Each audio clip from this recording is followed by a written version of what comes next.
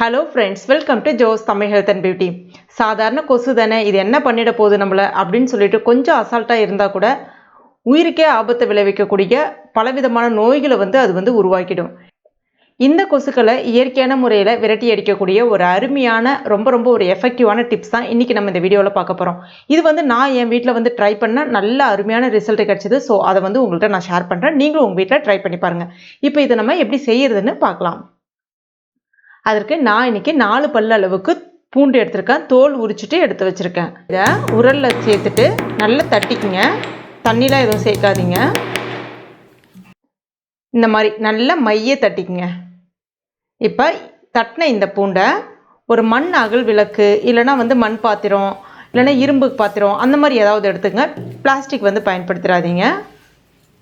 அதில் சேர்த்துக்குங்க. அடுத்ததாக 1/4 டீஸ்பூன் அளவுக்கு நெய் சேர்த்துக்குங்க. கூடவே 2லேருந்து ஒரு 3 கற்பூரம் போல் கூட சேர்த்துக்கலாம். அதாவது இந்த இடத்துல உங்கள் வீட்டில் கொசு தொல்லை ஜாஸ்தியாக இருக்குன்னா ஒரு 4 கற்பூரம் கூட நீங்கள் சேர்த்துக்கலாம்.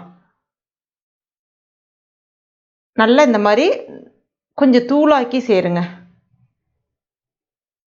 இப்போ இதை ஒரு தடவை நல்லா கலந்து விட்டுக்குங்க. லைட்டாக கற்பூரம் கொஞ்சம் மேலே இருக்கிற மாதிரி பார்த்துக்குங்க. அப்போ தான் சட்டுன்னு பிடிக்கும். இப்போ தீப்பெட்டியை பயன்படுத்தி இதை நம்ம இப்போ ஏற்றிடலாம். இது ஒரு 5 நிமிஷம் எரியும். எப்போ செய்யணும் அப்படின்னு பார்த்தீங்கன்னா, மேக்ஸிமம் கொசு வர்ற டைம்னு பார்த்தீங்கன்னா மாலை நேரங்களில் ஒரு 5:45லேருந்து 6:15க்குள்ளே பார்த்தீங்கன்னா நிறைய கொசுக்கள் வீட்டுக்குள்ளே என்ட்ராக ஆரம்பிக்கும். அப்போ ஜன்னல் எல்லாத்தையுமே அடைச்சிட்டு ஒரு 5 நிமிஷத்துக்கு ஏற்றிங்க. அதுக்கப்புறம் ஜன்னலை திறந்து விட்டுருங்க. ஒரு 5 நிமிஷம் இது நல்லா எரியும்.